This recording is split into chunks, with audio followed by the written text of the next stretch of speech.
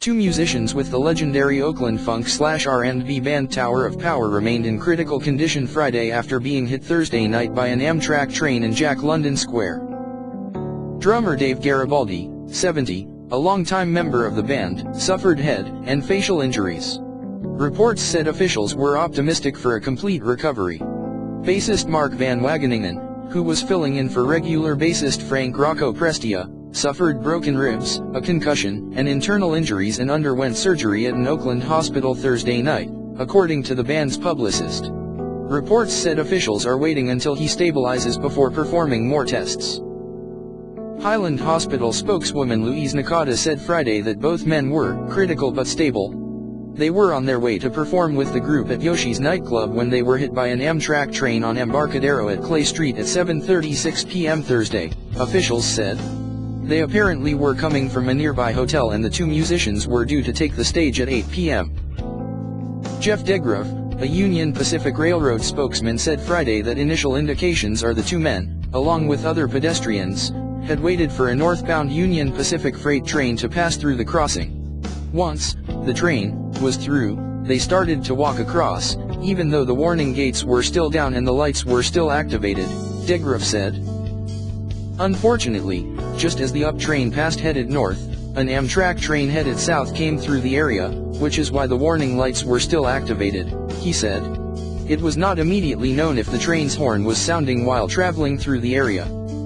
The musicians were the only ones hit by the Amtrak train. Officials said it was Capital Corridor Train 547 that had 26 passengers and crew members on board headed to San Jose from Sacramento. No one on the train was injured and normal service resumed at 8:45 p.m. Amtrak spokeswoman Vernie Graham said Friday the maximum speed for a train traveling in that area is 25 miles per hour, but it was not known exactly how fast the Amtrak train was going. The incident is being investigated by Union Pacific Police. In interviews and on social media, people familiar with the Amtrak crossing where the accident occurred said they feel the intersection poses safety concerns.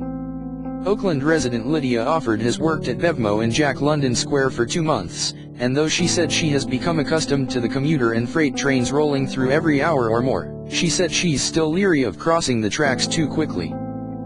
She tends to use the pedestrian overcrossing that connects to a parking garage above Yoshi's to get across the street, she said. And if she's just running across the street to grab lunch, Offord said she always looks twice. I've always felt it's unsafe to cross the train tracks at times, Offord said. I hear them every day and I always double check to make sure none are coming. The double set of tracks makes the crossing particularly dangerous, said Joe Winkle, a San Leandro resident who volunteers in Jack London Square.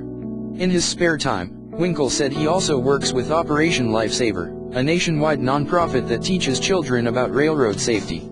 One of the things he tells them is to watch for railroad crossings with multiple tracks and to always cross at the crossing gates. He also found it hard to believe that the musicians struck by the train Thursday did not see or hear the train ahead of time.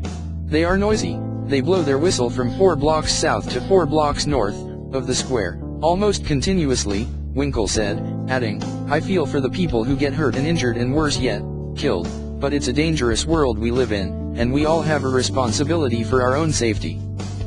There are 3 pedestrian overcrossings in Jack London Square, according to the Michael Zampa, a spokesman for the Port of Oakland, which oversees development of the square along with the City of Oakland. In addition to the pedestrian crossing between Washington and Clay Streets, there are 2 by the Amtrak station near Allison and Harrison Streets.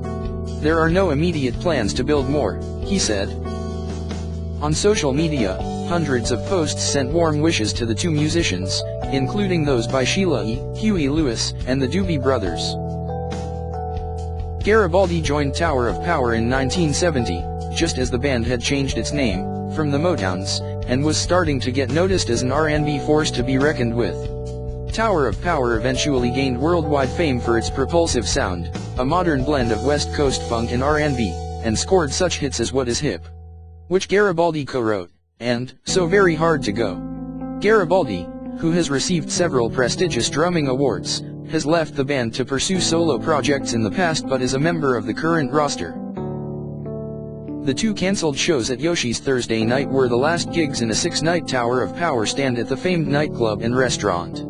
The band has traditionally performed a January residency at Yoshi's, and most of the concerts on this stand were sold out.